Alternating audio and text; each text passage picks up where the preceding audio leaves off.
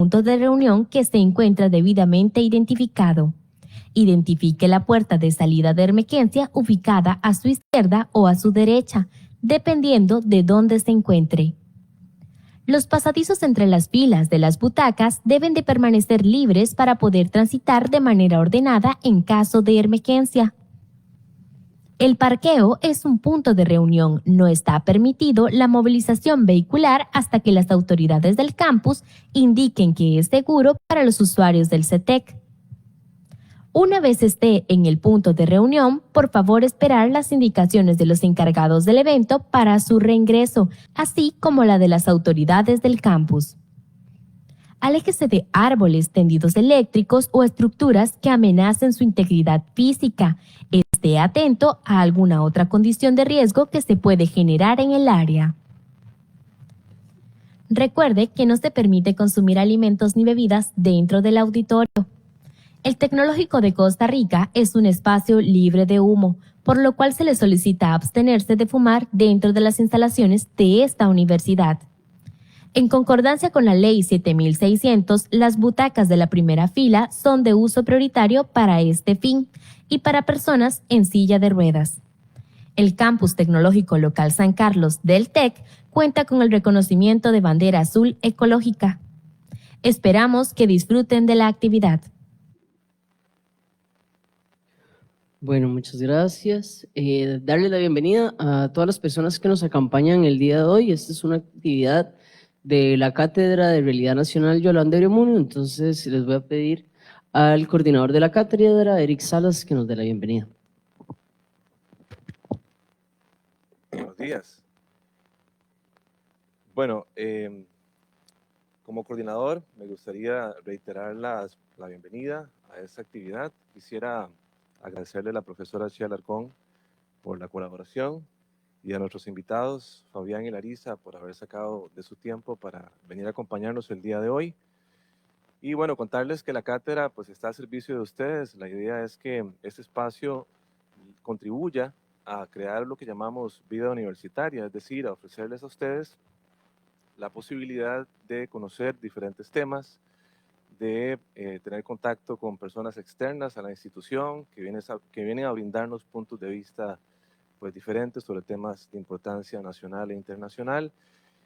Y bueno, si bien es un espacio que se gestiona desde la Escuela de Idiomas y Ciencias Sociales, en realidad es un espacio para el campus y es importante que los docentes que están acá, yo veo que hay varios docentes, pues tomen en cuenta que en cualquier momento que deseen organizar alguna actividad sobre un tema que les interesa en un curso, pero que también tiene trascendencia nacional o internacional, es decir, que nos interesa a la comunidad institucional, pues que tengan la confianza de acercarse a la cátedra y solicitar la colaboración logística para la organización de alguna actividad. Y por qué no también de parte de los estudiantes. A mí me gustaría mucho que en algún momento los estudiantes se acercaran a la cátedra y le hicieran la solicitud particular de algún tema de su interés, porque para eso estamos. Entonces es un gusto para mí darles la bienvenida, ojalá que aprendamos bastante y sin más le doy el pase a la moderadora Chía Alarcón para que iniciemos la actividad del día de hoy. Muchas gracias. En los últimos años la gentrificación ha sido notoria en el país, como también lo ha sido su impacto, lamentablemente. Este fenómeno, que consiste en la renovación de una zona urbana o rural acompañada del desplazamiento de pobladores locales por la llegada de extranjeros con un mayor poder adquisitivo, no son todos los extranjeros, eso es importante aclarar, ha traído repercusiones significativas para las zonas costeras del país principalmente. San Carlos no es la excepción. Si bien el turismo es fundamental para la economía costarricense, la estancia prolongada de turistas afecta directamente el costo de la vida. Sobre esto, el Observatorio de Turismo, Migración y Desarrollo Sostenible de la región Chorotega, la Universidad Nacional, revela que desde el 2020 al 2023 los precios de las propiedades en la zona costera de Guanacaste aumentaron hasta un 400% respecto a la inflación inmobiliaria. Si a esto además le sumamos un incremento en los gastos básicos de alimentación, transporte, nos damos cuenta que la gentrificación aporta al aumento de la pobreza, al agravar la condición de las personas en vulnerabilidad económica. Sin embargo, podría decirse que no todo es negativo. La entrada de turistas al país significa una oportunidad económica, pues genera empleo y atrae capital al país. Ante esta disyuntiva entre el bienestar social de las zonas costeras, rurales y la estabilidad económica del país, es que hoy vamos a conversar sobre este tema tan importante, del que muchas personas también desconocemos, pero hemos invitado a dos especialistas, Larisa Soto, Fabián Peñaranda. Voy a proceder a presentarles. Larisa es antropóloga social, graduada de la Universidad de Costa Rica, es consultora independiente, trabaja en proyectos que incluyen la investigación de actividades extractivas o el estudio de las organizaciones de conservación, así como la integración de comunidades vulnerables en el análisis de pérdidas y daños por el cambio climático en varias comunidades de Centroamérica. Trabaja para diversas entidades de cooperación internacional y organizaciones como la Ruta del Clima, Climate Lead Group, Oxfam, UICN y el CATI. Recientemente ha trabajado temas de gobernanza para la adaptación en el marco del programa de escalamiento de medidas de adaptación basada en ecosistemas, forma parte de la Red de Agroecología de Costa Rica y de la Sociedad Científica Latinoamericana de Agroecología. Así que por favor les pido un fuerte aplauso para Larisa.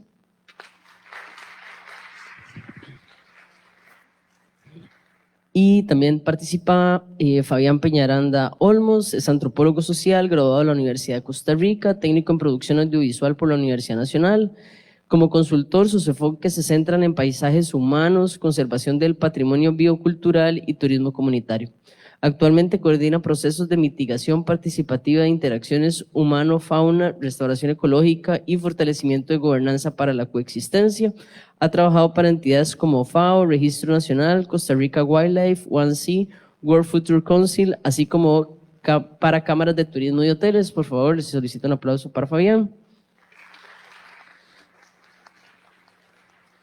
Y les recuerdo que se está haciendo la transmisión por Facebook para los chiquis que tienen que hacer trabajos de cursos. Va a quedar grabado en el Facebook de la Cátedra de Realidad Nacional Yolanda Aremuno.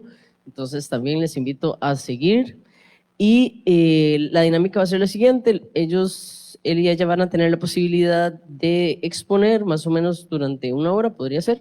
Y después vamos a habilitar el espacio de preguntas que pueden ser por medio del Facebook o en el auditorio. Entonces, adelante.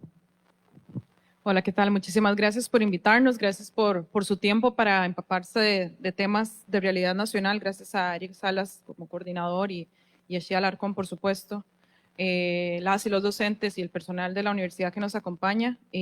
Gracias por atender a este tema. Vamos a hablar de todo un poquito, pero antes de eso yo sí quería como pedirles que si tienen en algún momento duda sobre la fuente, incluso desde la fotografía, dónde es esa foto, quién es el fotógrafo, de dónde la sacó, esa imagen, esa información, dónde puedo leer más de eso, o esa información de dónde proviene, les pedimos que por favor apunten cuál es la diapositiva. Al final va a estar el correo electrónico de los dos para que puedan escribirnos y pedirnos esas fuentes. Esto lo digo por transparencia porque siempre me gusta poner la fuente en las diapositivas, pero en este caso ya quedaba como demasiado cargada y demasiado llena. Y no quise como ponerle tantas letras para que nos pudiéramos concentrar bien en el contenido. Entonces, siendo así, para que sepan que eso está al acceso y lo pueden solicitar con nosotros en cualquier momento y por supuesto hacernos llegar sus preguntas, ya sea hoy o después, con todo gusto. Entonces, nuestra presentación va a ser, digamos, media hora, pero digamos, esta discusión tiene como un solo hilo narrativo para que ustedes también estén atentos a eso. Yo le voy a dar la palabra primero a Fabi y después yo voy a cubrir otra media hora y después las consultas que ustedes puedan tener para que por favor las puedan anotar. Bueno, súper. Hola, ¿cómo están? Lari, si quieres me pasas, ¿lees vos la agenda? Bueno, acá vamos a cubrir algunos temas que primero que todo vamos a trabajar sobre territorios, la consolidación de lo que es un territorio, que es necesario comprenderlo para después hablar un poco de turismo enfocado en la región de la zona norte y caer a las problemáticas territoriales o problemas territoriales que tenemos. Vamos a hablar sobre turistificación más que todo y gentrificación la dejamos un poco para el final por cuestiones ahí que queremos posicionar. Después Larisa va a hablar sobre extractivismo. El turismo puede ser una actividad extractiva. sobre vulnerabilidades. Estas actividades aumentan nuestra vulnerabilidad y las soluciones que nosotros planteamos para estos temas. Entonces, bueno, vamos a comenzar. Espacio. Para poder hablar de turismo en un territorio es necesario ir deshilachando un poquito, desmenuzando qué es lo que entendemos, porque todo esto entra dentro de la teoría espacial, ¿verdad? ¿Y qué es el espacio? El espacio no es un lienzo en blanco, sino que el espacio se construye a partir de un montón de cosas.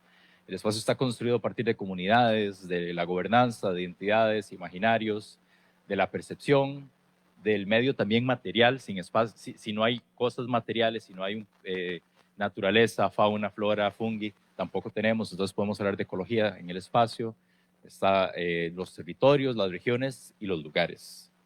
Ok, entonces vemos que el espacio es algo más, ¿verdad? No es simplemente algo en blanco o algo que está fuera de la atmósfera, ¿verdad? Que le llamamos también espacio a lo que consideramos como que no conocemos o que no lo entendemos. Pero no, dentro de la geografía, dentro de la antropología y varias disciplinas que se encargan de hablar del espacio, se llega a un consenso de que el espacio es algo que contiene muchas cosas y se transforma. Entonces lo hemos transformado en regiones, en territorio y en lugar, ¿verdad? Entonces, bueno, ¿qué es una región dentro del espacio?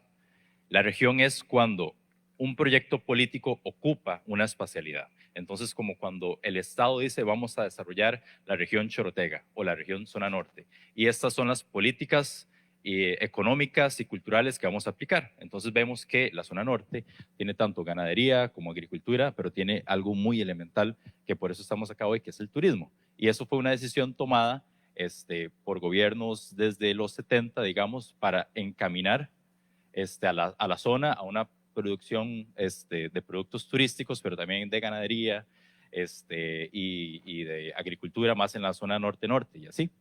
Entonces, la región es un proyecto, ¿verdad?, político dentro de las dinámicas del Estado. Entonces, por eso están divididas en regiones socioeconómicas el país, ¿verdad? Y a veces funcionan mejor que las mismas provincias como para entender la realidad. Después viene el territorio. El territorio se conforma cuando las comunidades, las personas, las identidades que viven dentro de la región entran en tensiones y conforman identidades. Entonces, sin región no existe territorios, ¿verdad? Entonces, uno empieza a construir delimitaciones geográficas, pero a partir de la identidad y de cómo entonces me empiezo a desarrollar dentro de una región. Entonces, vemos que La Fortuna es un territorio que se dedica específicamente al turismo, ¿verdad? Podemos hablar de no sé, Aguasarcas, podemos hablar de aquí, donde estamos, ¿verdad? Que empiezan a generar identidades y maneras de producción y de desarrollo muy específicas y tanto las dinámicas sociales empiezan a generar identidad. Entonces yo me apropio de un territorio, ¿verdad? Me identifico como acá, como parte de. Y tenemos por último el lugar, que el lugar tiene que ver por cómo ciertos grupos sociales empiezan a acomodar dentro del territorio. Entonces, digamos, un lugar que he estudiado mucho es La Fortuna. Voy a hablar mucho de La Fortuna porque sirve de ejemplo. Pero, por ejemplo, el Chollín. El Chollín hace unos 10 años, no sé si alguien acá conoce el Chollín, pero es un río termal en donde tanto personas trabajadoras del sector turismo como locales y turistas visitan. Pero se consolidó como un lugar en donde se comparten ciertas dinámicas que nos permiten tener ocio, que nos permiten, no sé, hacer una carne asada, etcétera. Pero también podemos, no sé, las plazas de fútbol son lugares, ¿verdad? Donde la gente comparte identidades, comparte cosas más cotidianas. Entonces vienen a ser como mini territorios, ¿verdad? Entonces, pues, esto es un lugar, ¿verdad? La universidad es un lugar en donde se desarrollan ciertas cosas, en donde la mayoría de personas que lo están habitando son estudiantes o académicos o profesores o personas que trabajan en otras cosas dentro de la universidad y lo vemos como un lugar. Entonces, todo esto está atravesado por identidades, como ya lo hablamos, también por experiencia, que es algo que muchas veces no se habla, que es cómo yo percibo y me relaciono dentro del lugar, territorio, región. Está también por un componente material, que es el ambiente, y por decisiones políticas. Entonces, todo esto va creando el espacio, ¿verdad? Acá. Y bueno, tenemos a la zona norte, que es un mosaico de cosas que viene formándose desde hace siglos y que al día de hoy la podemos resumir mucho en estas imágenes, considero yo. Tenemos turismo, tenemos luchas campesinas, tenemos nuevas formas de producción agropecuaria y tenemos también la memoria histórica de lo que es esta región, ¿verdad? Entonces, esa foto es muy importante porque es de 1937 y al hablar de zona norte me gusta siempre hablar de La Fortuna porque es importante entender cuál es la posición de ese distrito. Esa foto es la primera expedición que se hizo al volcán Arenal, en donde se descubre que es volcán y la leyenda esta de que se mete en una botella encima del volcán y de que ahí es un volcán, ¿verdad?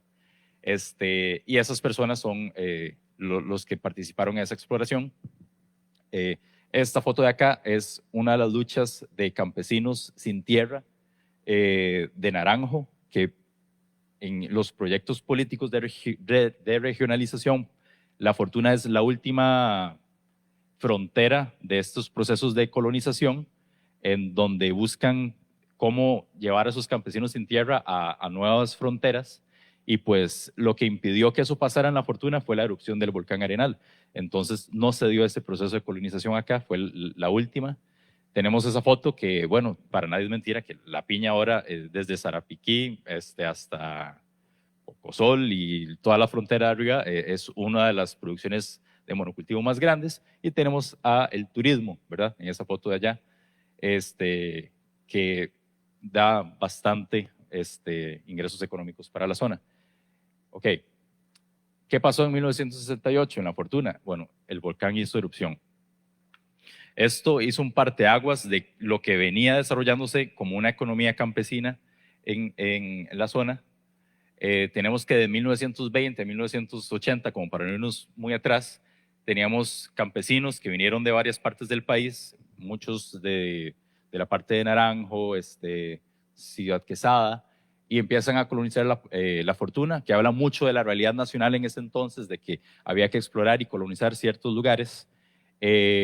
Las políticas estatales de desarrollo regional y de cooperación internacional empezaron a llegar en los 60 y 70, en donde se buscaba tecnificar el agro. Entonces, un norte para la región norte era que los campesinos llegaran a ser empresarios, ¿verdad? Poder verlos manejando tractores, cambiar un poco esa economía y esa mentalidad que se tenía de que solo tenía una vaquita, que solo tenía el arroz y los frijoles, sino que hablemos de ganadería, hablemos de monocultivos. Eso es lo que se buscaba para la zona norte. Pero ¿qué pasó en el 68? Y viéndolo desde el Distrito de La Fortuna, hizo erupción el volcán, ¿verdad? Entonces, muchos territorios, incluyendo Arenal, el mismo Tilarán, La Fortuna, hasta la Ciudad Quesada, se vieron impactados por este suceso natural que nadie se esperaba. Por eso La Fortuna era la última frontera de colonización. Se veía como un proyecto agropecuario muy prometedor para el país, pero se detuvo. Y gracias a esta actividad, La Fortuna en los 70 se deshabitó. Muchas personas empezaron a vender la tierra, migraron, dejaron que se quedara ahí su finca, pero empezaron a llegar científicos y científicas y empezaron a escribir artículos y empezaron a tomar fotos y se desarrolló los inicios del turismo científico en Costa Rica. En otras partes del país también, pero vemos que el volcán empieza a salir en National Geographic y empieza a crear imágenes y empieza a salir en medios fuera del país y empieza a ser llamativo para poder ver a Costa Rica en el mapa global y verlo como un lugar donde se puede venir a hacer investigación científica. Y bueno, llegado a los 80 y 90, el país, más que todo en los 90, pone al ecoturismo como política nacional para desarrollo dentro del Instituto Costarricense de Turismo. Entonces, ese turismo científico parió, ¿verdad? Por así decirlo, al ecoturismo en los 90. Y la región de la zona norte fue uno de los pioneros en llevar esa bandera del ecoturismo. Y por eso vemos que La Fortuna se convierte en capital de la zona norte y empieza a actuar como una isla, ¿verdad? En donde se concentran los otros territorios para darle mano de obra a esa capital turística, a esa isla turística que se empezó a conformar por una actividad natural que salió de la nada y cambió abruptamente en 20 años los modos de vida de las personas que vivían ahí. Pasaron de campesinos a pequeños tour operadores y después a empresarios. Personas nacionales que no tenían nada que ver con el turismo, pero que las exigencias globales los llevaron a, ¿verdad?, a emprender en este nuevo camino, en este nuevo sendero, tanto por decisiones estatales, donde se vio un potencial de crecimiento económico, pero también por decisión propia, ¿verdad? Algo que yo encuentro en las entrevistas en La Fortuna es que a nadie le gustaba dentro de esa generación que nacen de los campesinos que emigraron, mucha gente odia el trabajo del campo. Entonces, ver al turismo como una opción de salir de sembrar o de ordeñar vacas fue lo que los hizo emprender y no quedarse en ese modo de vida. Aunque hay otras narrativas que más bien hay personas que odian el turismo dentro de este distrito, dentro de este territorio.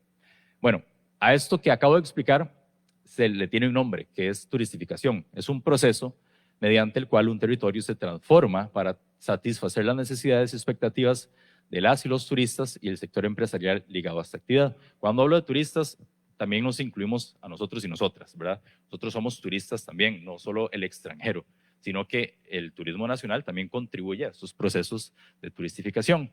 Esta transformación opera tanto a nivel de atracción turística como de destino. Los efectos del proceso de transformación pueden ser beneficiosos o degradantes, o sea, es un proceso, no es bueno ni es malo. ¿Tiene impactos? Sí. Impactos pueden beneficiar a las comunidades, pero también pueden ser perjudiciales para los modos de vida que se desarrollan ahí, que tal vez no se llevan muy bien con este tipo de actividad. Y tiene un carácter multidimensional. Hay que saber eso porque es ambiental, paisajístico, económico, ahí se me fue una O, político o identitario. Esta definición es de un francés, Canafou, que fue el que empezó a acuñar este término. Ok. Siempre me gusta poner estas dos fotos porque entendemos de una mejor manera qué es o cómo se conforma un territorio. Entonces tenemos dos cosas. Un mapa turístico de La Fortuna y una hoja cartográfica de lo que es el distrito. Entonces la división política de La Fortuna y el destino turístico. Ambos son territorios que tienen la misma delimitación geográfica. Nada más que uno es el territorio turístico, que lo podemos hablar como destino turístico, y el otro es lo que sirve para el registro nacional, para poder nosotros entenderlo como división política en el país. En la primera, que es el mapa turístico, vemos que se incluye todo el lago Arenal, se incluyen partes de Guanacaste y de San Ramón dentro de lo que es La Fortuna. Entonces, ¿qué es este destino turístico? Más que cómo la gente se va apropiando desde el turismo del espacio. Entonces, La Fortuna ha crecido conforme los años. No es solo el volcán, no es solo el centro de La Fortuna, sino que ahora vemos que hay partes de San Ramón que son consideradas como parte de La Fortuna y que para las personas extranjeras no es La Fortuna, sino que es el destino de Arenal, ¿verdad? Tiene otro nombre. Entonces, esto se vende como Arenal. Entonces, estamos entendiendo cómo el territorio implica una apropiación espacial, ¿verdad? Entonces, cómo se hace uso de ese territorio es lo que nos lleva a describirlo como tal.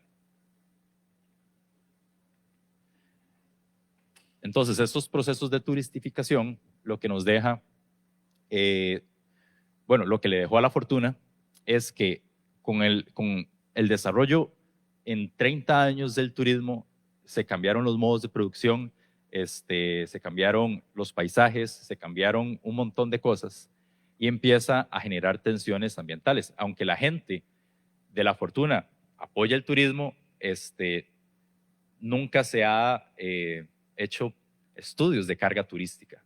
Entonces, cuando uno profundiza en, ¿qué impactos está generando esta actividad? Aunque todo el mundo la quiera y todo el mundo es guía turístico y genera ingresos, Produce, en el año 2014, que es una parte pertenece a la UCR y ellos hacen estudios de planes reguladores, se contrató a Produce para que hiciera el plan regulador de La Fortuna y hizo una propuesta en donde advertía ciertas cosas. Una de ellas que me parece muy curiosa es esta.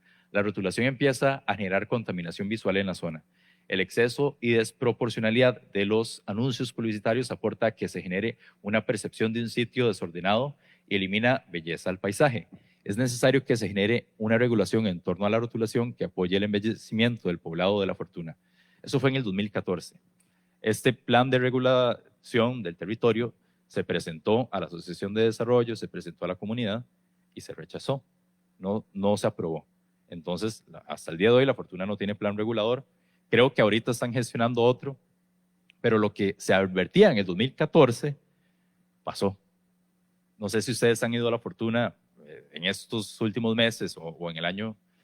Esto que advierten en el 2014 llegó a niveles impresionantes en donde hay un rótulo hasta en el cementerio. Para poder llegar a la catarata hay un rótulo ahí que dice Catarata Arenal y que hasta el principal atractivo de La Fortuna es el volcán y bueno, invade el campo de visión para poder ver y apreciar el volcán. Entonces, entre otras cosas que advierte PRODUS son el poco espacio de uso público que hay para las personas locales, las pocas ofertas culturales para tener esparcimiento, ocio y así, y posiciona el Parque Central de La Fortuna como punto de encuentro para turistas. Si nos vamos a revisar la historia de La Fortuna, ese parque antes era la plaza de la comunidad, en donde la gente se reunía. Cuando se hizo parque, la gente siguió reuniéndose en el parque, pero el día de hoy usted ya no ve los viejillos y viejillas que se reúnen ahí, ya no llegan. Es ahora un producto turístico para consumo. Entonces, ¿a dónde está yendo esta gente? ¿Cuál es el esparcimiento de la comunidad de La Fortuna?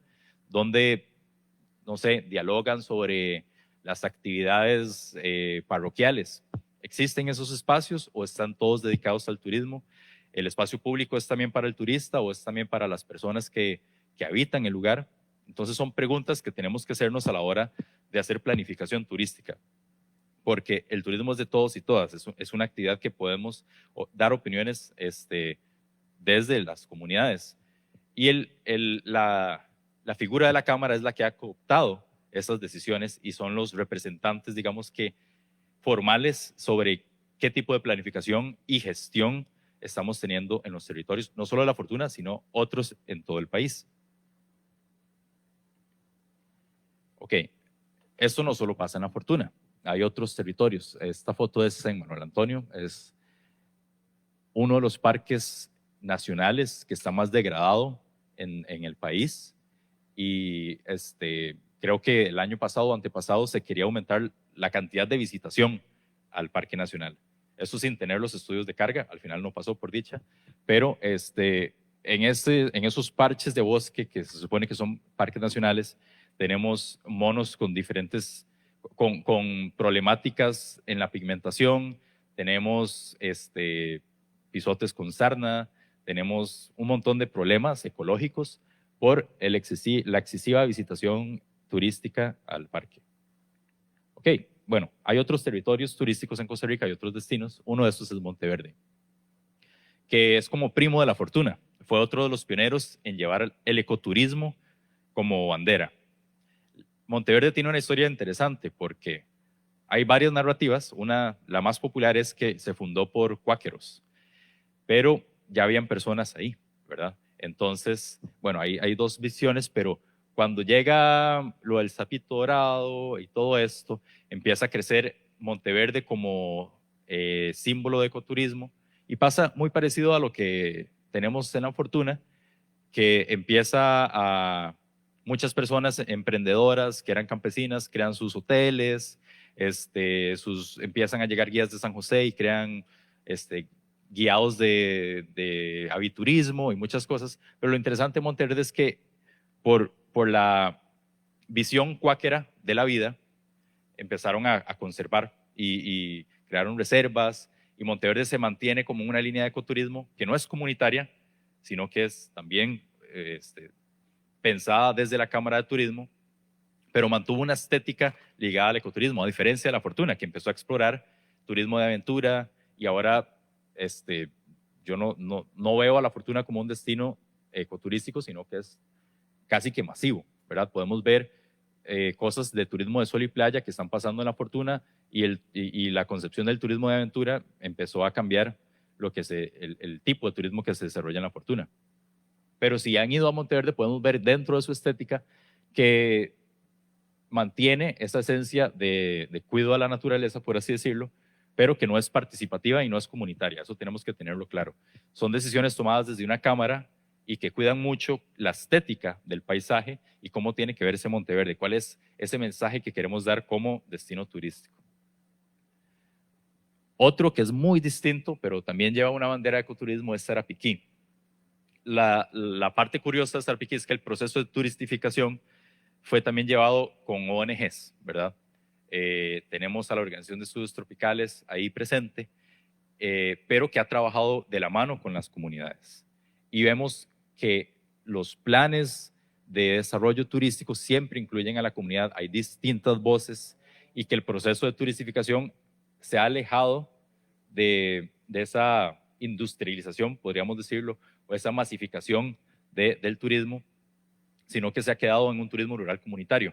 Y yo creo que es el mejor ejemplo, aparte de Turrialba, de turismo rural comunitario, en donde las iniciativas agropecuarias forman parte de la oferta del producto turístico, donde las ONGs, que son grandes y tienen muchos fondos internacionales, toman en cuenta a las comunidades para realizar ferias.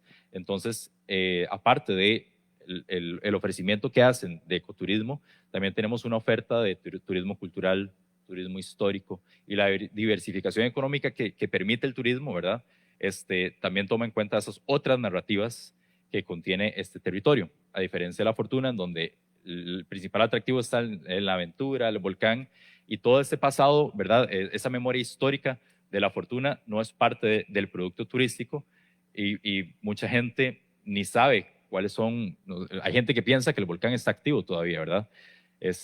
Entonces, cosas como la cultura, para resumirlo así, pueden ser parte de la oferta turística y pueden diversificar la economía, pero son decisiones que se toman en la planificación del destino y que tienen sus líneas de desarrollo. Si no se toma en cuenta, bueno, no se toma en cuenta, pero entonces generan procesos de turistificación que empiezan a degradar ciertas cosas. Tamarindo es otro destino turístico.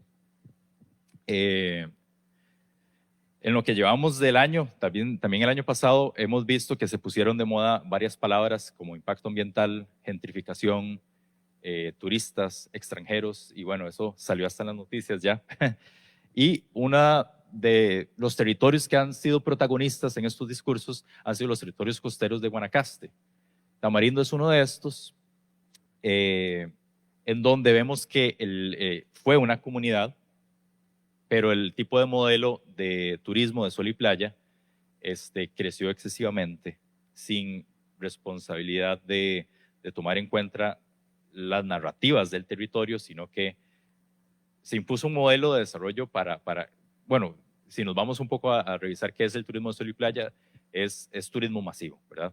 Es meter la mayor cantidad de gente que se quiera para disfrutar del sol y la playa, en resumido. Entonces, Tamarindo ha pasado de ser una comunidad costera a un enclave turístico en donde la gobernanza es liderada por hoteles, restaurantes y comercios orientados al turista. Entonces, cumple con todos los checks de turistificación. Este proceso ha generado privatización del espacio, la urbanización turística, que es la creación de nuevos barrios en donde vive gente que trabaja para el sector, y la pérdida de la memoria histórica. Ok, entonces nosotros como personas que trabajamos dentro del tema de turismo, ¿cómo hacemos para poder identificar estos procesos, verdad? ¿Cómo identificamos estas problemáticas en el espacio, en el territorio? Bueno, yo propongo 4 claves, ¿ok? Si notamos que hay una reconfiguración espacial, pongamos de ejemplo a La Fortuna, hay cambios en puntos de encuentro, que el espacio público se vuelve también producto turístico como un parque, y que hay nuevos barrios que son dedicados para personas que trabajan en el sector, hay una reconfiguración espacial para el sector, ¿verdad? O sea, específicamente el territorio cambió para suplirle, cumplir las necesidades de la actividad turística. La otra es de la economía turística. En pocas palabras, ¿qué pasó en el 2020? Tuvimos una pandemia. ¿Y qué le pasó a La Fortuna? La gente no tenía trabajo, la gente no tenía que comer. La Asociación de Desarrollo tuvo que hacer diarios para poder repartir. ¿Por qué? Porque la dependencia económica de la actividad turística es un hecho en La Fortuna. Entonces, la pandemia nos evidenció que eso es una realidad y una problemática en los destinos turísticos. La degradación del patrimonio cultural, se priorizan narrativas construidas solo para el turismo. Entonces, podemos hablar de folclorización. Entonces, los vestidos típicos, todo eso que le sirve al turismo es lo que vende, pero hablar de que eran campesinos o que todavía hay gente que tiene vacas, eso no es parte del paisaje de La Fortuna, eso no es parte del patrimonio cultural, sino que La Fortuna se vende como un lugar donde hay tucanes, perezosos y canopies, ¿verdad?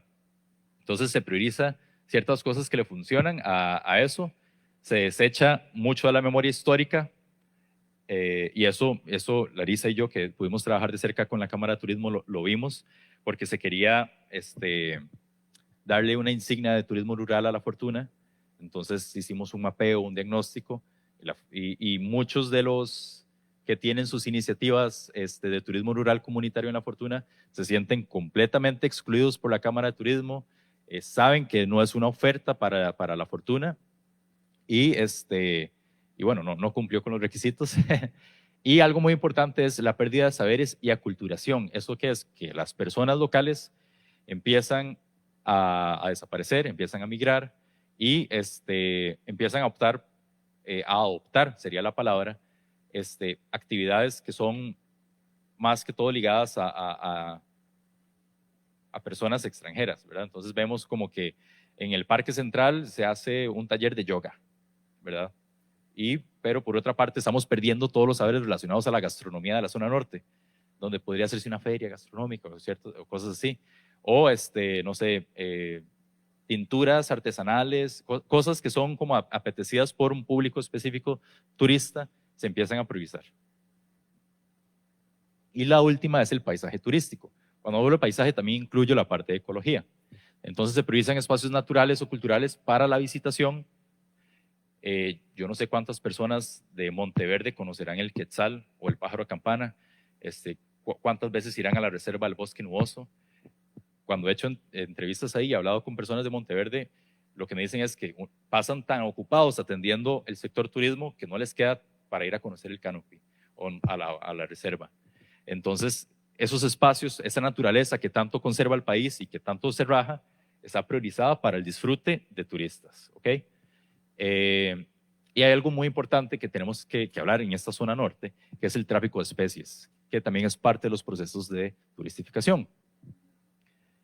Sé de mis incursiones en campo que a los perezosos los bajan de los árboles y se crean parques de perezosos, que en Caño Negro, Sarapiquí, Bijagua se compran ranas y se traen a La Fortuna y se sueltan ahí.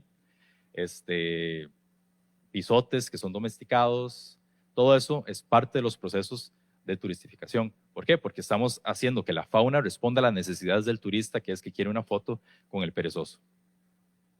Entonces hay que tener cuidado con ese tipo de cosas.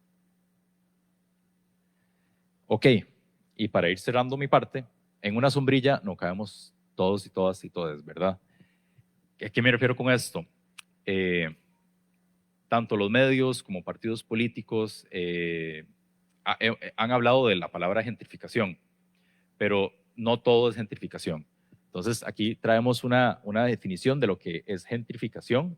Es un proceso de desinversión en determinadas áreas urbanas populares que crea una oportunidad para el mercado inmobiliario de adquirir propiedades a bajo costo y atraer una población con mayor poder adquisitivo. Esto lleva al desplazamiento de personas y a sus prácticas y saberes del territorio. La turistificación o los problemas que genera el turismo, a veces, bueno, lo que acabamos de hablar está muy alejado de esta realidad. Entonces, es importante que nombremos las cosas como son para poder encontrar las causalidades de esas problemáticas que están afectando el territorio. Que existan nuevas casas y nuevos hoteles no es gentrificación, son procesos de urbanización, ¿verdad? O que corten árboles en Gandoca, Manzanillo, es simplemente deforestación o irrespeto de una legislación ambiental. Procesos de gentrificación los podemos ver más que todo a piel viva en la zona, en la gran área metropolitana, en lo que es Pavas, Romoser, en donde esto está realmente causando problemas de vivienda para las personas de ahí. ¿Y qué pasa si a todo le llamamos gentrificación? Pues si le llamamos a la turistificación gentrificación y hacemos un proyecto de ley, lo que va a pasar es que no tenemos entonces cómo nombrar lo que está pasando en Pavas y en Romoser. Y nos vamos a quedar sin la política pública adecuada para las necesidades del territorio, ¿verdad? Si yo incluyo la palabra turistas, bueno, ¿y entonces qué hacemos con toda la gente de Pavas? Que Romoser se los está comiendo. Entonces, hay que tener cuidado. Los conceptos son necesarios para hacer política pública, no son academicismos, sino que nos permiten afinar las problemáticas y poder señalar a las personas y procesos culpables de lo que está pasando en el país. Entonces, muchas gracias con esa parte. Gracias, Fabi. Bueno, entonces ustedes nos dirán, entonces, ¿qué ondas? ¿Qué es lo que está pasando ahora con el turismo? ¿Qué es que se desató y ahora salen y hay cuentas en redes sociales para hablar de este tema? Y bueno, o sea, obviamente es un tema que está en boga y que creo que algunas personas de las que están acá pues traía ese interés y por eso le pusimos más allá de la gentrificación, porque queremos ver más allá de, porque si todo es gentrificación, pues nada lo es al final, ¿verdad? Porque a todo le podríamos poner ese nombre. Entonces queremos diferenciar y queremos hablar del turismo en términos de que como tal es solamente una actividad económica, no es buena, no es mala, o sea, es una actividad económica que se puede hacer de muchas maneras. Y una de las maneras que se puede hacer esta actividad es de manera extractiva. Entonces voy a hablar un poquito del extractivismo para que ustedes puedan manejar esa palabra y no, nadie se los coma con cuento ni nada, o sea, para que no se los bailen en términos conceptuales. Y sí, el turismo puede ser una actividad extractiva y si ustedes aprenden a identificar una actividad extractiva, van a aprender también a identificar cuáles son las soluciones y quiénes son los responsables de cada una de esas cosas y así no puedes hacer un arroz con mango en el que al final nadie sabe para dónde agarrar y nadie es responsable, ¿verdad? Entonces el extractivismo, un poco como parafraseando a varios autores, es un modo de apropiación de la naturaleza que conduce a un intercambio ecológico desigual. Entonces, por ejemplo, cuando nosotros vendemos algo al extranjero, o voy a ponerlo como tal vez en manera como muy, tal vez abstracta. Digamos que yo vendo madera al exterior, entonces yo voy a mandar, no sé, a Alemania unas tucas ahí de madera o una madera ya cortada. Alemania va a recibir esa madera y no más, y me va a pagar a mí. Y yo digo, ok, súper, hicimos un intercambio justo, ¿no? Ustedes me dieron la plata y yo les di la madera.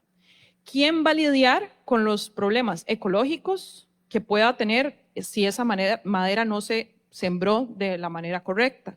Soy yo la que lo va a tener que asumir como Costa Rica. Yo voy a tener los problemas derivados de eso y esa plata que me pagaron ellos en Alemania no compensa lo que yo estoy, ¿verdad? Ahora teniendo que afrontar.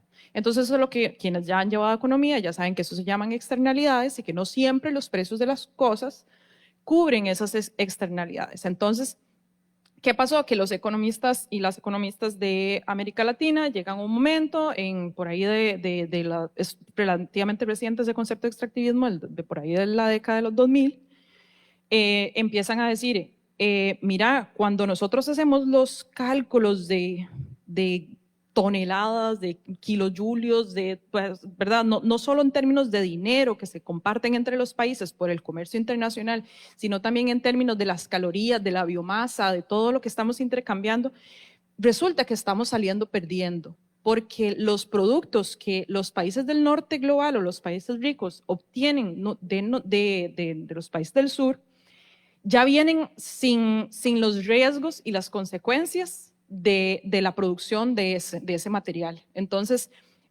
somos nosotros los que estamos teniendo que como cubrir ¿verdad? Ese déficit y eso es lo que se llama el intercambio ecológico desigual, porque entonces yo salí perdiendo realmente en términos netos por ese intercambio económico. Entonces, sí existe el intercambio, el más clásico, el intercambio económico desigual, que ya es como una cuestión ya súper conocida, pero es que ahora se le integra el aspecto económico también de la parte ecológica que antes tal vez no se contemplaba.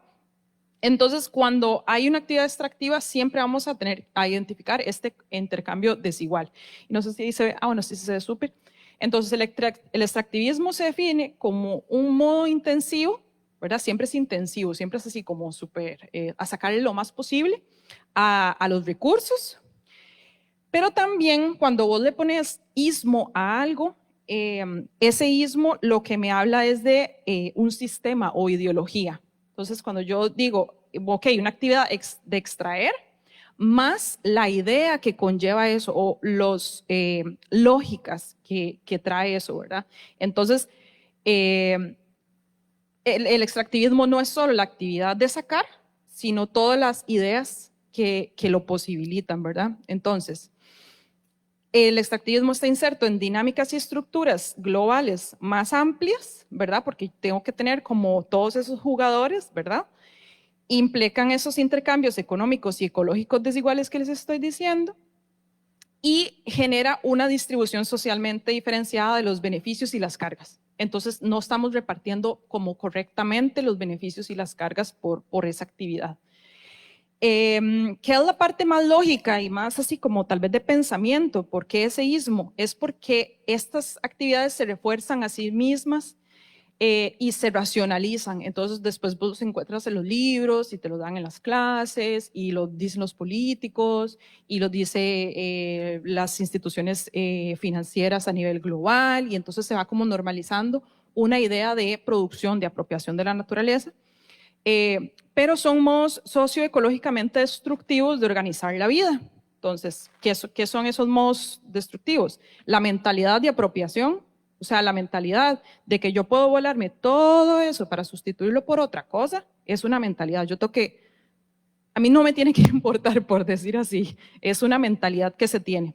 La mercantilización de la naturaleza humana y no humana, o sea, todo esto estoy hablando de cosas que se hacen legalmente. Pero es que está mercantilizado incluso de manera legal. Se pueden hacer todas estas actividades sin incurrir en una sola, digamos, falta a la ley. Y están los temas de la subyugación, el agotamiento y la no reciprocidad. O sea, ese tipo de actividades se hacen de tal manera que se agota hasta el final. A mí no me importa si ahí va a quedar un desastre cuando yo me vaya. Y la no reciprocidad porque yo no estoy devolviendo nada, yo estoy extrayendo lo más que se puede. Y si a ustedes a esto les suena algo, pues me suena a la colonia. Y esto es, ¿verdad? Obviamente, mecánicas que empezaron, formas de apropiación que se remontan hasta la época colonial. Incluyen a la mano de obra también, no solo a los bienes comunes. Entonces, este concepto me sirve para subrayar la perpetuación de las dinámicas coloniales. Yo digo extractivismo a como se hacía en la colonia, prácticamente es el de ahora, nada más que con un montón de mecanismos renovados y no necesariamente de los jugadores a como estaban repartidos en aquella época. Entonces ahora es como una producción que está muy orientada hacia el exterior, la mercantilización, ¿verdad? Para el consumo externo y también eso, bueno, implica también dinámicas de despojo. O sea, vas despojando a un territorio de bienes comunes. Y entonces, ¿qué es lo que yo quiero que ustedes se lleven? Es que algunos procesos de turismo sí pueden ser actividades extractivas. Dice esta filósofa que se llama Marina Garcés, que el extractivismo consiste en aterrizar en un determinado lugar, localizar los recursos naturales más valiosos y explotarlos intensamente. No para repartirlos entre los ciudadanos autóctonos y favorecer el desarrollo, sino para venderlos al mejor precio en el mercado internacional. La diferencia está en que en el turismo los recursos naturales somos nosotros, nuestra memoria colectiva y nuestro patrimonio. Eso es. ¿Qué es lo que se están llevando? Nuestro patrimonio, toda esta erosión cultural que Fabián está diciendo, nuestra biomasa, nuestra biodiversidad, nuestro trabajo también, ¿no? Como la parte también de las personas trabajadoras. Y pues el extractivismo es algo que se practica en el mundo y en particular yo voy a hablarles de algunos ejemplos en Centroamérica porque todavía esto que les estoy diciendo es como súper teórico, pero quiero que lo vean como en la realidad, o sea, cómo se ve el extractivismo de verdad y cómo podemos aprender a identificarlo. Aquí lo voy a ligar un poco con el cambio climático porque me parece importante que también veamos cómo sea, ok, bueno, que decime ejemplos de la realidad, de cómo esto nos afecta, ¿verdad? Por ejemplo, ahí yo les estoy mostrando a Timoteo Valdés, que pertenece al Consejo de Autoridades Ancestrales Maya Chortí en Guatemala, y él fue una persona detenida por oponerse a la minería en el territorio Maya Chortí en Chiquimula, en Guatemala. los mayas han estado ahí desde que han estado los mayas en Guatemala, ¿verdad? Y es un pueblo que pese a que muchas veces se hable de él en el pasado, pues es un pueblo vivo y que pues en este momento, por ejemplo, se están oponiendo a la minería, tal cual como se hacía desde la colonia. O sea, es como una cuestión que no cambia. Ok, puedo ponerles un ejemplo, un monocultivo, ¿verdad? Clásico, por ejemplo, la caña de azúcar, que se siembra mucho en El Salvador. ¿Cuál puede ser como una consecuencia de esa actividad extractiva? Ok, yo tengo el monocultivo aquí y aquí todo se puede estar dando en orden, pero la manera en que ellos están utilizando el agua está cambiando el cauce y la fuerza con la que el agua tiene que llegar al final de su ciclo. Cuando ya los ríos llegan al mar, tienen que llegar con una cierta velocidad. ¿Para qué? Para que en la parte de manglar yo tenga la adecuada proporción entre agua salada y agua dulce, para que ese manglar esté bien, ¿verdad? Entonces, ¿qué es lo que está pasando? Que hay tanto consumo de agua en la parte de arriba donde se está sembrando la caña de azúcar en perfectas condiciones a nivel legal y etcétera, que a la gente de abajo de la parte de Garita Palmera no está llegando la suficiente cantidad de agua. Entonces, ¿qué es lo que está pasando? Que el manglar protege de los fenómenos fuertes de marejadas y de inundaciones del cambio climático, y ya ese manglar no puede cumplir con esas características o esas funciones. Se disminuye la pesca artesanal de la zona, que de ahí dependen principalmente mujeres. Se afecta la actividad ecoturística, que podría representar una entrada económica alternativa. Entonces aquí, por ejemplo, el pequeño turismo podría ser como una opción, pero nadie quiere un lugar que la verdad que está feo. O sea, la verdad es que usted llega y ve ese manglar y usted dice, como que vámonos de aquí, ¿verdad? No, como que no se ve bonito, no quiero estar ahí. Porque para que un manglar esté bonito ocupa tener la cantidad de agua correcta y las dinámicas correctas, ¿no? Entonces esa es una manera en la que puede afectar una actividad que está hecha pues en otra parte y que está afectando pues otra parte del territorio. En Honduras, en la parte choluteca hacia el Golfo de Fonseca, por ejemplo, todas esas piscinas que ustedes ven ahí son de siembra de camarón o acuicultura. Y vean que hacia la costa está, o sea, está como súper cerca de la costa para que puedan aprovechar como el agua salada que hay ahí. Pero la cantidad, o sea, el mal manejo y la manera extractiva en que lo están haciendo, como pueden ver, o sea, ahí eso no es un ecosistema sano, por supuesto. Entonces, lo mismo, no voy a repetirlo porque son exactamente las mismas consecuencias de lo de la caña de azúcar, o sea, el deterioro de la protección y todo esto, ¿verdad?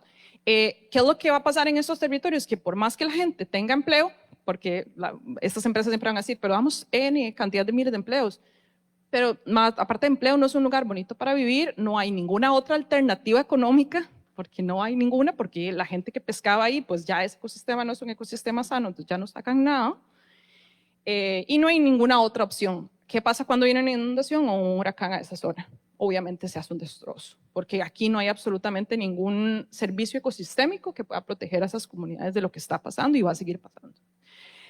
En Honduras, en la parte de La Paz, por ejemplo, la explotación forestal también es una actividad extractiva, ¿verdad? Las concesiones que se dan para la explotación forestal, eso se hace muchas veces en zonas de recarga. Si se hace de manera incorrecta, por supuesto que va afectando a los acuíferos. Y si lo buscas, a mí me parece súper increíble porque estaba buscando las imágenes para que lo pudieran ver, y primero busqué como en Google la parte de Honduras y la exportación de madera, y era como, Honduras exporta no sé cuántos millones de no sé qué, ¿verdad? De dólares, de no sé qué, de Honduras, o sea, como que está a la vanguardia de la explotación. O sea, vos ves buenos números, ¿verdad? De la exportación. Y luego puse como Honduras, escasez de agua, y un montón de noticias de crisis en Honduras por agua, y yo, si no cuidas las zonas de recarga, no vas a tener agua. Y eso a eso me refiero cuando volvemos al esquema y hablamos de la parte del agotamiento y la no reciprocidad. Claro que nos están pagando en términos económicos por esa madera, pero ¿quién está teniendo que asumir la escasez de agua? ¿Verdad? Entonces es la gente, ¿verdad? Y la gente obviamente más vulnerable. Y eso en contexto de cambio climático es un gran problema. Y bueno, son solo esos países porque son muy chapas y no regularizan. Nosotros acá también tenemos nuestras propias actividades extractivas y un montón. Por ejemplo, los monocultivos de mosáceas en el Caribe, obviamente no les puse ahí porque ustedes ya saben cómo son, y ni ninguna de las otras les puse la actividad ilustrativamente porque ya todos saben cómo se ve, les quiero poner imágenes de las consecuencias, porque es para que veamos el otro lado, ¿verdad?, de estas actividades. Todos este tipo de actividades afectan especies de importancia económica y de importancia ecológica. Y estamos en un contexto de que se eleva la temperatura, de que se blanquean los corales, de que hay una disminución de la línea de costa, y si yo tengo ecosistemas débiles, esos problemas todos se van a agravar.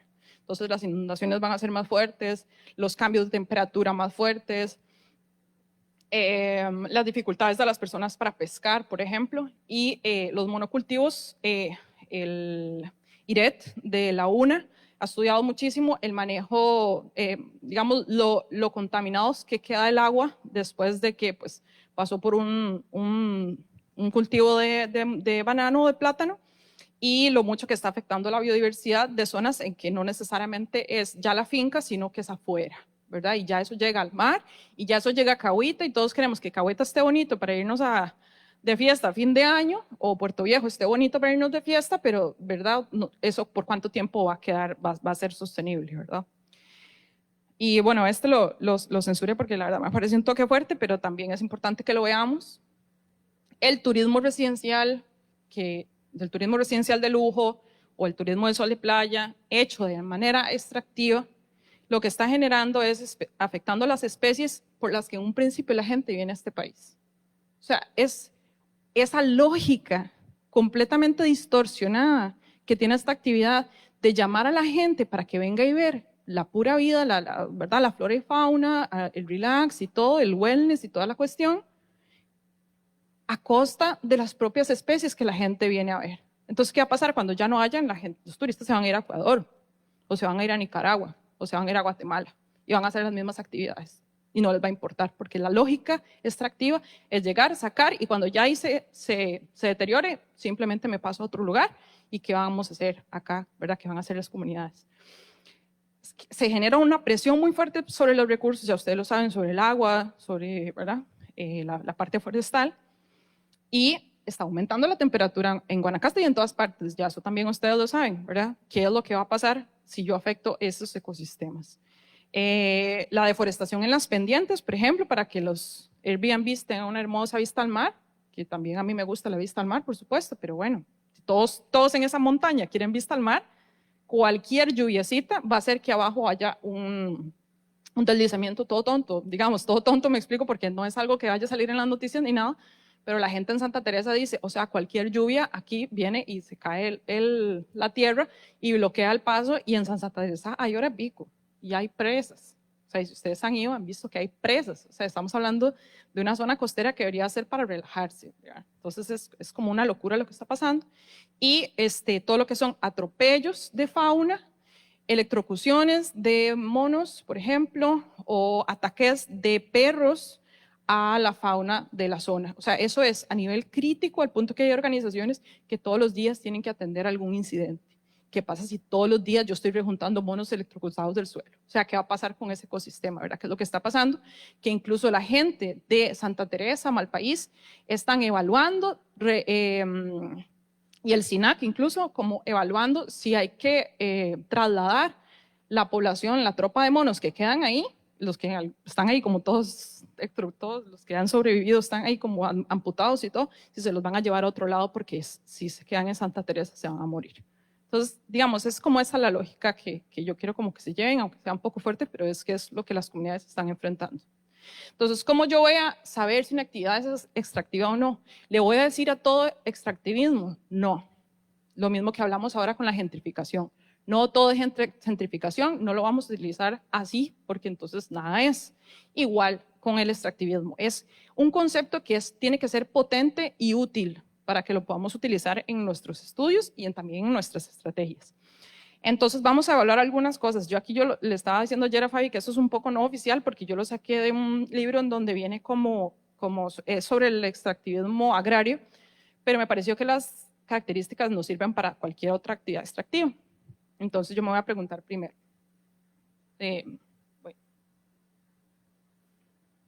Sobre el conocimiento y la tecnología. Entonces, ¿existen brechas entre el conocimiento tradicional y las nuevas tecnologías? Entonces, ¿cualquier persona en ese territorio va a poder hacer eso o hay un conocimiento que queda como, no, eso ya es muy pro, solo lo pueden manejar ciertas personas, o hay una patente, o por ejemplo, todas estas cuestiones de agricultura climáticamente inteligente y agricultura de precisión y digamos ese tipo de, o por ejemplo la incursión de la parte digital en la agricultura que puede ser súper bien, pero también puede quedar aislada y generar una brecha de conocimiento. Entonces, las empresas grandes son las que van a poder acceder a ese conocimiento y actualizarse y comprar los software y comprar los equipos y otro montón de personas van a quedar como afuera. Los flujos ecológicos, la actividad genera desequilibrios ecológicos y sociales. No les explico, los que ya vimos. Hay una reestructuración territorial, la actividad cambia el territorio o el modelo de desarrollo local, lo que ahora Fabián nos contaba. Propiedad de acceso, hay disputas sobre la propiedad o el control de los bienes comunes, llámese agua, llámese tierras, llámese la línea de costa, lo que sea, ¿verdad? Vamos a preguntarnos, o sea, ¿está habiendo un conflicto por eso que está pasando ahí? Los sectores y los recursos están explotando bienes comunes de forma intensiva, suelo, ¿verdad? Aire, biodiversidad. Los flujos de capital, el capital proviene principalmente de empresas transnacionales o nacionales, también se toma en cuenta muchas veces, ¿verdad? Aunque la empresa tenga sede en Costa Rica, puede ser que ese capital sea un capital extranjero y eso también se toma en consideración.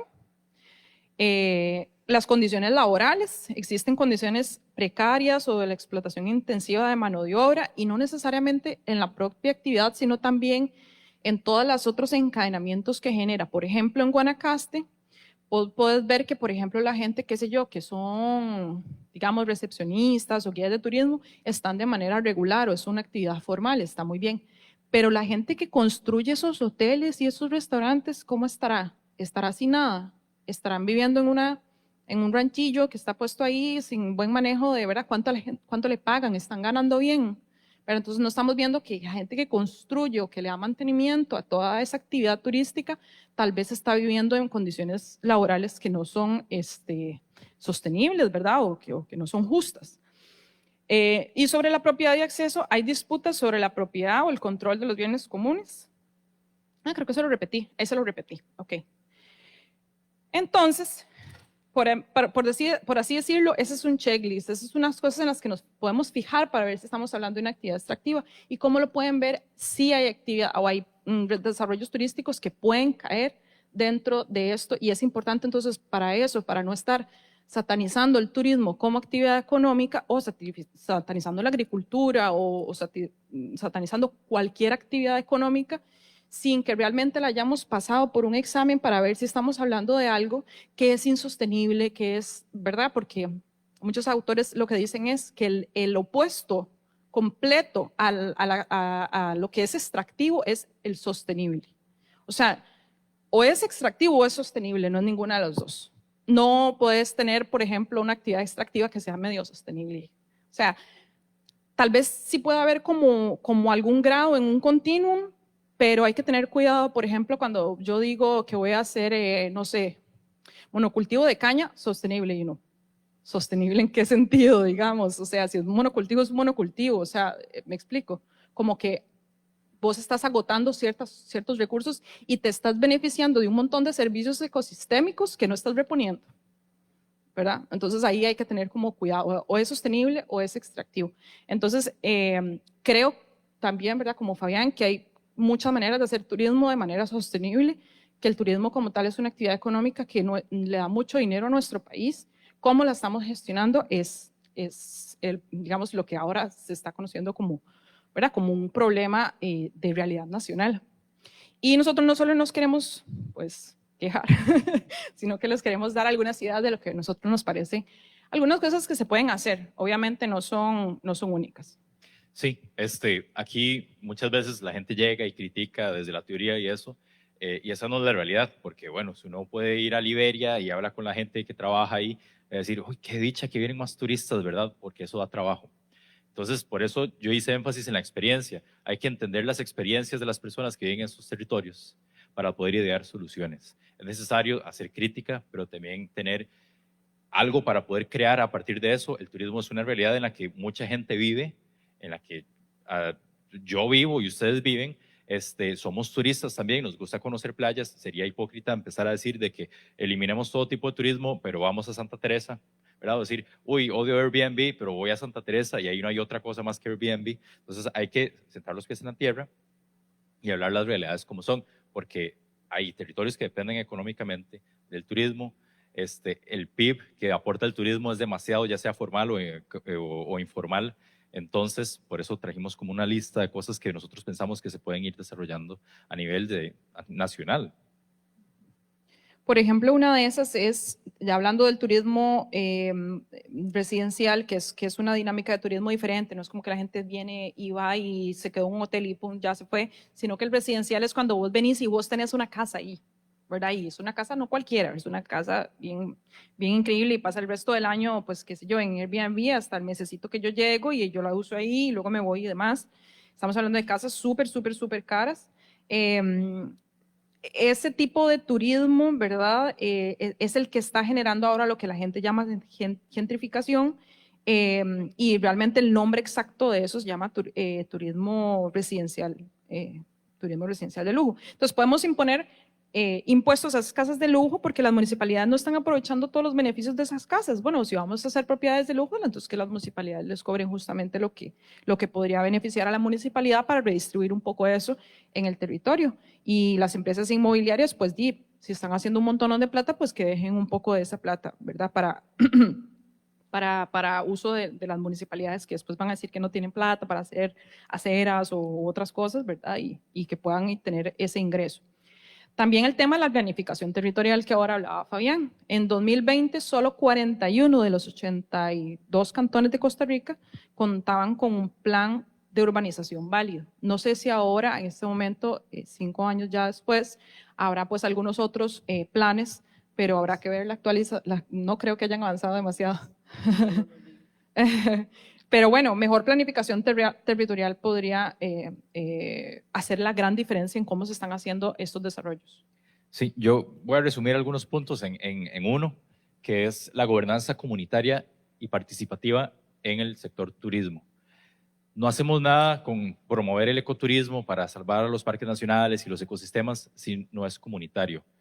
Ahí caemos otra vez, tal vez en una actividad extractiva, habría que revisarlo bien, pero el ecoturismo, por su forma de ser, es elitista, busca cierto mercado que tiene plata y busca personas de biología, personas empresarias para tomar las decisiones sobre cómo se va a desarrollar el ecoturismo. Así siempre ha sido desde los 80 y eso fue lo que nos hizo país y tener la marca país que tenemos hoy.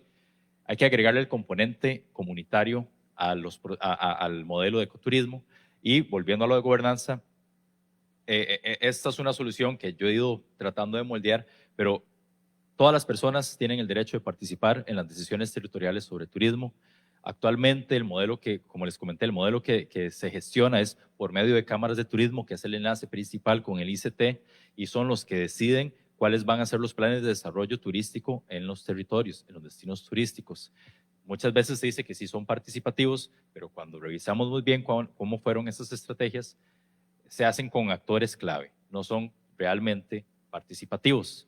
Si dentro de los modelos de cámara de turismo o creando algún otro tipo de figura, hay que desarrollarlo, aplicamos una gobernanza que es la forma en la que se toman decisiones, eso es gobernanza, tener una estructura en donde varias gente se junta y toman decisiones en un territorio, pero enfocado al turismo nos permite que hasta la persona que se cree que no es capaz de hablar sobre la planificación turística participe, y esas voces son necesarias para entender la complejidad del turismo.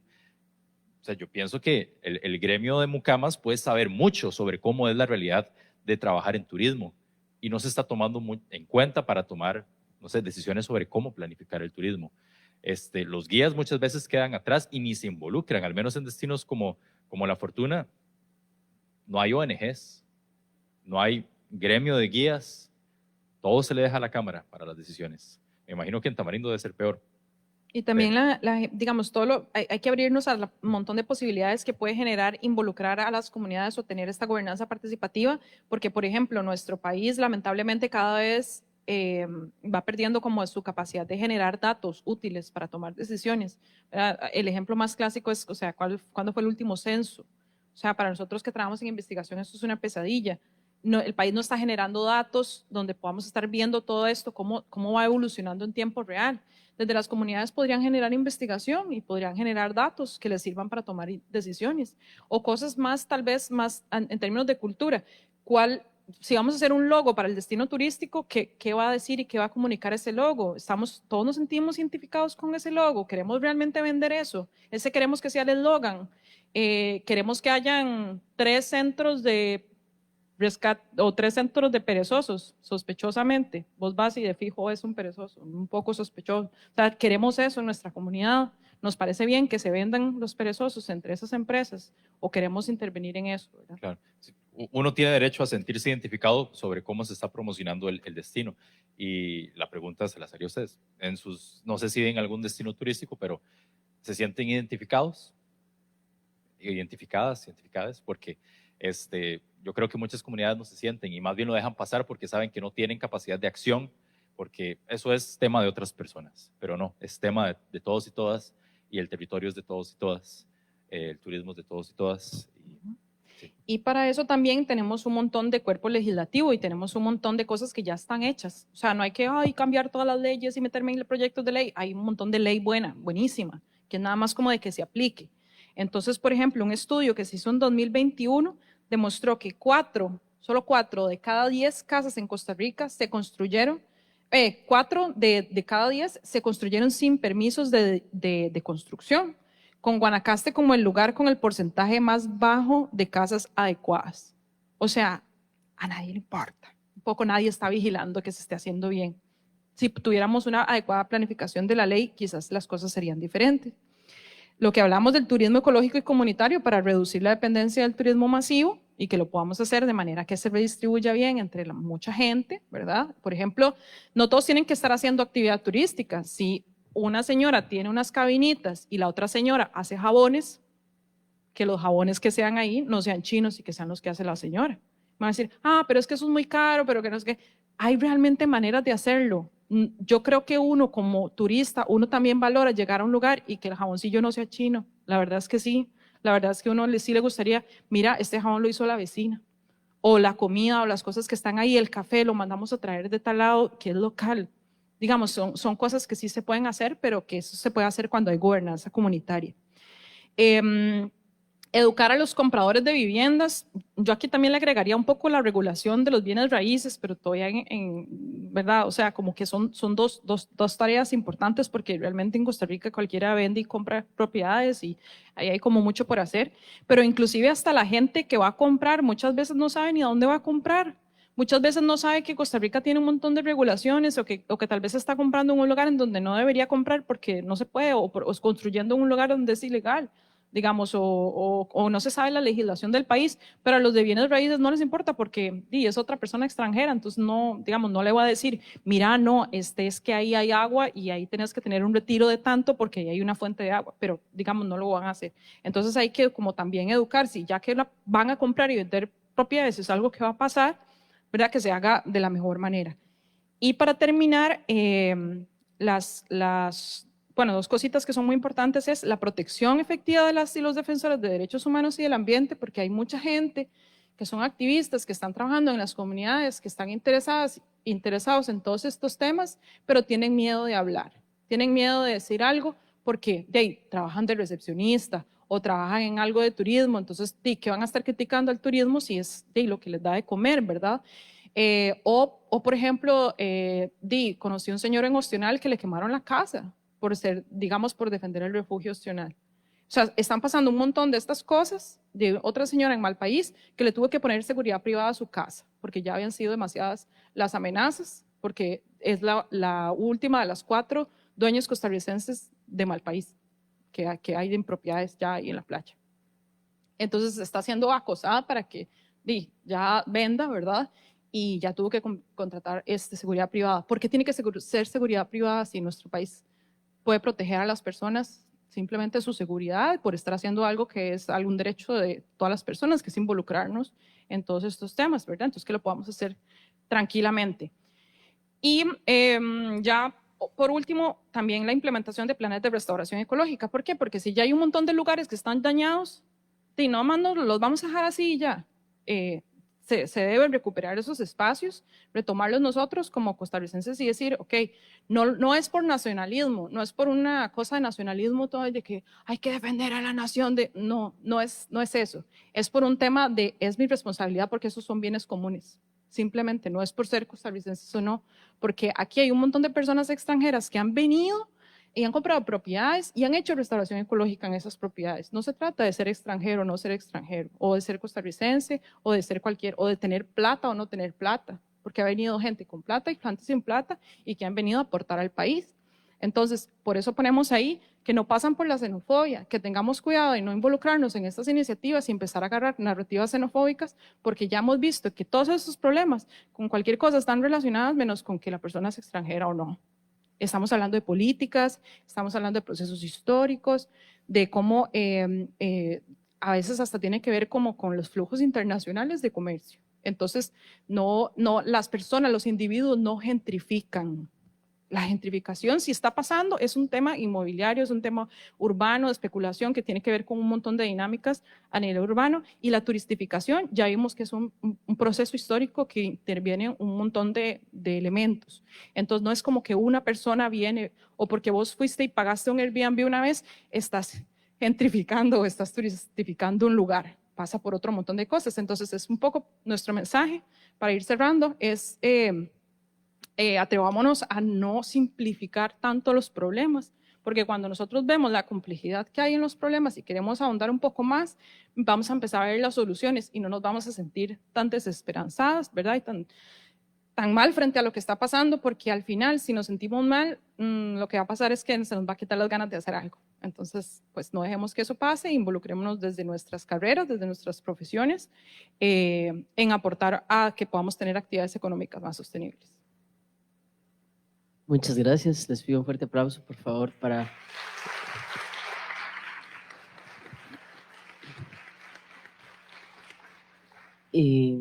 creo que tenemos un montón de información, ¿verdad? Un montón no.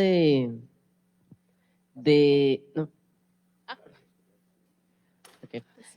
Creo que tenemos un montón de información que procesar, ¿verdad? Seguramente que habrán preguntas así.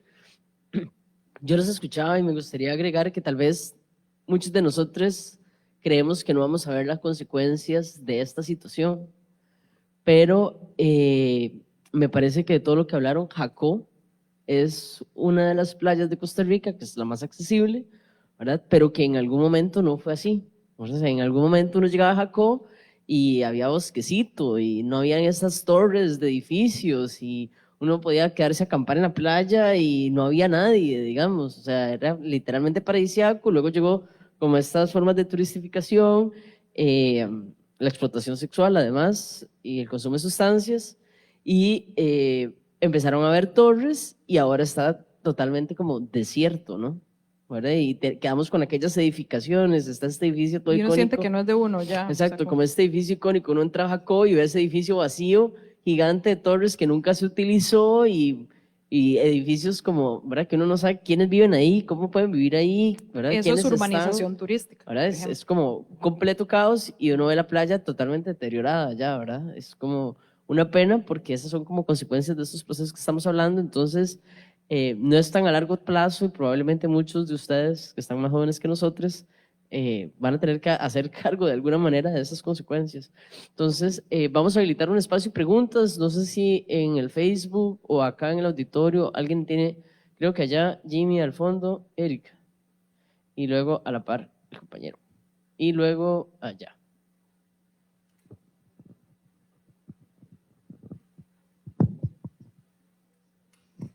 Buenas, mi duda era sobre el sector agroproductivo. ¿Qué cambios concretos proponen que se podrían hacer en las actividades agroproductivas en zonas turísticas para que aporten al bienestar local y no caigan en dinámicas extractivistas? Gracias. Aquí yo creo que digamos, las dinámicas extractivas están muy para las necesidades del mercado internacional. Si nosotros pensamos los territorios como territorios agroecológicos, vamos a empezar a pensar en las necesidades de qué es lo que la gente consume aquí, qué es lo que la gente quiere comer o qué es lo que aquí se acostumbra. Entonces, por ejemplo, ok, tenemos un montonón de piña, pero en el caso de que pase algo con los precios a nivel internacional, pues la gente no puede solo comer piña, ¿verdad? Entonces, un poco ahí la diversificación es qué es lo que la gente come aquí y qué es lo que este lugar puede producir, ¿verdad? Entonces, cómo ese agroecosistema puede darle comida a la gente local. Entonces, primero lo que habría que hacer es diagnosticar, o verdad, de qué tamaño es ese agroecosistema y digamos, qué es la vocación que tiene, porque tampoco vamos a querer forzar poner lechugas donde las lechugas no crecen, ¿verdad? Es un poco cuál es la vocación, qué es lo que le puede dar a la gente de la comunidad y crear esos circuitos cortos de comercialización.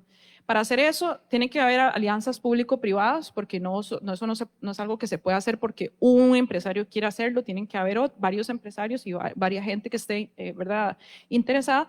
Y hay modelos bastante interesantes, por ejemplo, de hoteles que compran no sé, los huevos para el desayuno se lo van a comprar a la gente de ahí y no tal vez van a PriceMart y se lo traen los huevos, ¿verdad? Sino como generar esas cadenas más cortas.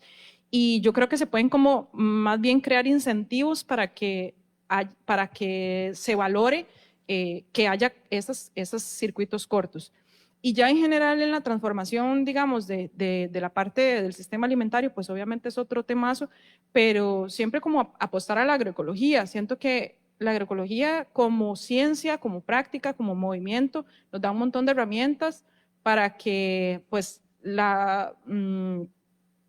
digamos, sea una actividad sostenible que además digamos, hay un montón de estudios de cómo los sistemas agroecológicos además proveen resiliencia socioecológica para temas de cambio climático y además le dan comida a la gente y además se pueden, ¿verdad?, integrar en un montón de circuitos ahí súper, digamos, virtuosos de que la economía un poco como que circule más entre la localidad y que no se esté como saliendo. Entonces yo diría eso, como alianzas público-privadas, diagnósticos, porque no hay recetas que yo creo que le puedan servir a todo lado, sino como un diagnóstico, alianzas, incentivos y agroecología en general, que eso es algo que sirve en cualquier parte del mundo y digamos es algo que al no adueñarse de la tecnología y del conocimiento, como a veces hasta la agricultura orgánica se adueña del conocimiento, ¿verdad? La agroecología, hacer un movimiento más abierto, permite que se pueda practicar en cualquier parte del mundo sin que tenga que haber recetas, sino principios. Ok, creo que tenemos otra pregunta ahí, como diagonal, ¿sí? Bueno, gracias por el espacio y mi pregunta es un poco más corta, pero bueno, considero que cualquier actividad económica depende sí o sí de los recursos naturales, ¿verdad? Y sin regulación, esas actividades económicas van a generar un impacto negativo. En el caso del turismo, como ustedes mencionaban, el SINAC ha hecho estudios y se conoce el impacto, ¿verdad?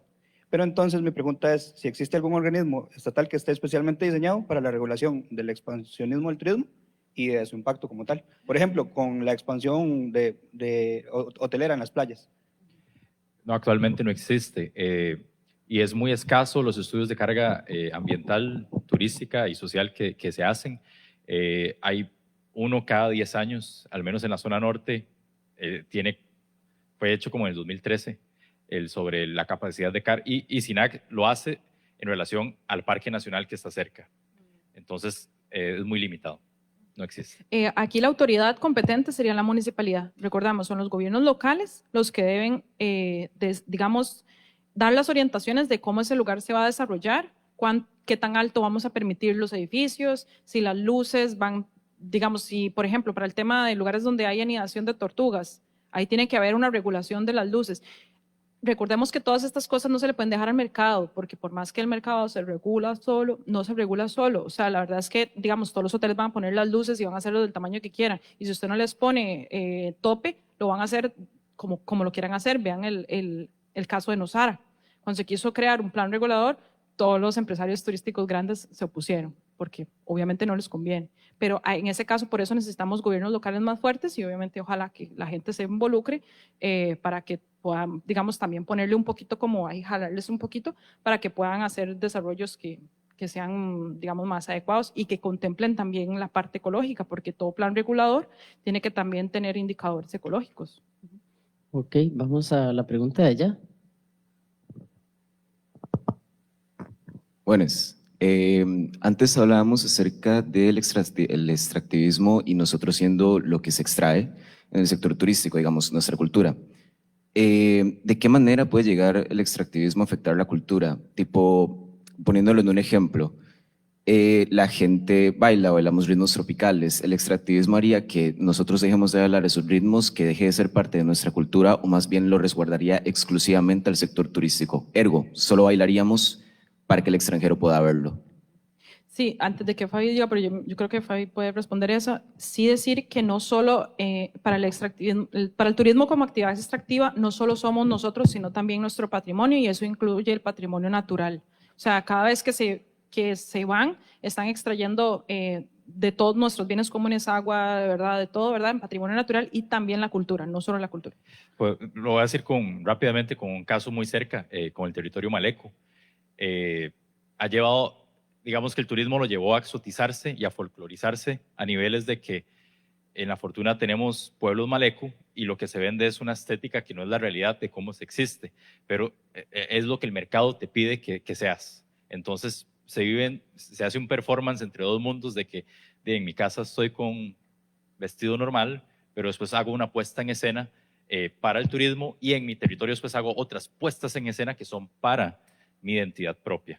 Entonces, a ese proceso se llama folclorización, ¿verdad? Cómo nuestras identidades llegan a ser consumidas y tal vez en mi casa hago otra cosa, pero no sé, en el Zócalo de México hago otras cosas, ¿verdad? Para poder cobrar.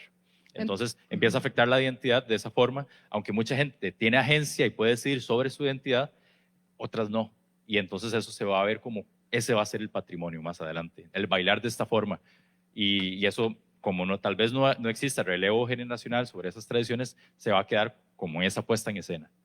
Y se va a ir y la perdiendo clave y es que esas degradando. prácticas culturales no sean solo mercantilizadas para el turismo. O sea, está bien que yo tenga un restaurante en donde yo doy picadillo de papaya verde y que la gente lo disfrute. O por ejemplo, en esta imagen que les poníamos es en el territorio de Matambú, un emprendimiento de personas indígenas chorotegas, donde la gente puede ir y hacer su propia alfarería y todo, y está súper chiva. Yo estaba viendo, mira, está súper interesante. Y se hace de manera en que la alfarería es puesta en valor, no solo mercantilizada, es puesta en valor, la gente va, aprende eso, aprende sobre el pueblo chorotega, aprende sobre la cultura y se va y tiene una gran experiencia y deja la plata ahí. Eso no está mal, eso está bien, siento yo, pero digamos, no estamos como fetichizando y poniendo eso solamente al servicio del extranjero y después el resto de la gente de la comunidad no sabe hacer la alfarería, por ejemplo, una cosa como esa. O sea, la práctica cultural es primero que todo comunitaria y después la compartimos con los demás. Sí, tal vez habría que agregar, digamos, probablemente nosotros no, pero antes uno iba a los bailes y, por ejemplo, había orquesta, o sea, no había DJ, no había Spotify, no había radio, digamos, o sea, como que la gente iba y bailaba y esa gente va siendo trasladada, ¿verdad? O sea, esta idea de, ahora puedo escuchar cualquier canción de cualquier persona en cualquier momento del mundo, está haciendo que esa gente se desplace, digamos, como que no necesariamente es que solo vamos a bailar para ellos o ellas, ¿verdad? Sino que se van perdiendo esas pequeñas cosas. Digamos, ahora traer una orquesta cuesta un montón de dinero, ya hay un montón de gente que no toca instrumentos, pienso en las personas que tocan marimba, o sea, no es una práctica que la gente quiera aprender. Y lo otro que veo es como a través de las redes sociales que la gente va aprendiendo cosas, ¿verdad? Entonces ya la gente dice, no, yo no voy a aprender marimba, yo lo voy a hacer en mi computadora, ¿verdad? Porque esto me parece muy polo y esto me parece que jala más, no sé, influencer, más likes, más. Entonces ahí como que hay como una degradación, por Y la decirlo de alguna manera. responsabilidad, eso no es una responsabilidad individual, es una responsabilidad de políticas culturales. Ya eso nos podemos sentar a Sí. hablar de Ok. otro día, Vamos a porque hacer también. la última pregunta porque si no, no nos va a dar tiempo. A los chicos de Sociología Rural, no se vayan, por favor, porque necesitamos hablar de la gira el fin de semana. Entonces, adelante. Buenas, mi consulta es lo siguiente, es que yo veía un video donde un turista llegaba al aeropuerto y la muchacha de migración le decía que para que viera perezosos tenía que venir a La Fortuna. Entonces, ahora que hablábamos de esos centros que promueven el avistamiento de perezosos, recordaba el que está ahí muy cerca del centro, yo quería saber bajo qué sistema trabajan estos establecimientos y qué los regula, porque yo me imagino que ellos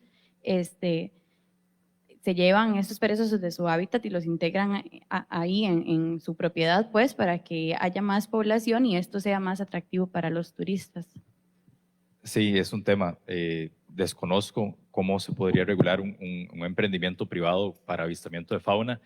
El lucro con especies está prohibido por ley. Hay formas de hacer este tipo de denuncias, pero es que no es normal. Yo creo que ahí como ciudadanos, y también hay un proceso de educación ambiental que tiene que darse, pero no es normal que en menos de 1 hectárea hayan tantos perezosos y te aseguren de que vas a ver un perezoso. También hay una carga de responsabilidad en el ser turista que uno tiene que decirlo, ¿no? O sea, hay que saber un poco de educación ambiental y uno como persona costarricense local tiene que decir, mira, no vayas por estas razones. Y bueno, no, es el caso de los perezosos, pero es, por ejemplo, también, digamos, la falta de educación ambiental se ve con esto de las cosas que venden en los souvenirs. Y vos ves, por ejemplo, el tucán, han visto el tucancito que tiene aquí blanquito. Nosotros no tenemos ningún tucán que tenga blanquito aquí, solo es el amarillo y los otros, ¿verdad? Pero no el que tiene blanquito, que es el que es de Sudamérica. Y hay montones de souvenirs con ese tucán. Y un día de estos alguien comentando como en internet y decían como, ay, pero ¿qué importa? Al final son tucanes, es algo ilustrativo. Y yo dije, sí, pero también expresa cómo nosotros no estamos conociendo el propio, digamos, ecosistema que tenemos. Entonces, si no lo conocemos, no lo vamos a saber cuidar. Claro, y es esta historia del somos pura vida y que conservamos, ¿realmente conocemos nuestra ecología? Y si no lo conocemos nosotros como clientes, imagínense muchas veces los dueños de todos estos emprendimientos, ¿verdad? Entonces, ¿qué les están diciendo a los extranjeros? ¿Qué mensajes se está llevando la gente? La gente quiere venir y ver un montón de mamíferos de un solo tiro, ojalá, si es posible, pero ¿qué conocimiento sobre el ecosistema se llevaron? Aprendieron sobre árboles, sobre flores, sobre insectos, sobre hormigas, sobre otras cosas, ¿verdad? O solamente estamos iconizando o estamos agarrando estas especies carismáticas para que la gente se lleve un peluche y listo, chao, y no aprendió nada realmente de ecología. Y vuelven a Nueva York o a Oslo o a Japón sin ningún tipo de sensibilidad, no se llevaron nada importante, ¿verdad? Entonces, hasta eso, ¿verdad? La educación ambiental tiene que ser para nosotros y para la gente que nos visita, ¿no? Bueno, chiquis, yo creo que tenemos un montón de preguntas todavía, pero se nos acabó el tiempo. Agradecerles muchísimo. Recuerden que pueden enviar sus preguntas a los correos, y luego lo podemos recoger y cualquier cosa yo también les puedo mandar, Eric les puede mandar y luego podríamos tener muchas más conversaciones. Esto es una provocación, yo creo, para que podamos pensar qué estamos promoviendo, ustedes como futuros profesionales, en qué están trabajando, cómo se imaginan dónde quieren ir a trabajar, qué prácticas están teniendo, digamos, en sus familias, en sus emprendimientos, con sus vecinos, digamos, literalmente así como hay que salir, pelar el ojo y decir, bueno, tal vez aquí hay algo sospechoso o esto se puede mejorar, ¿cómo podemos contribuir? Les pido por favor que le demos un fuerte aplauso a Fabián y a Larisa.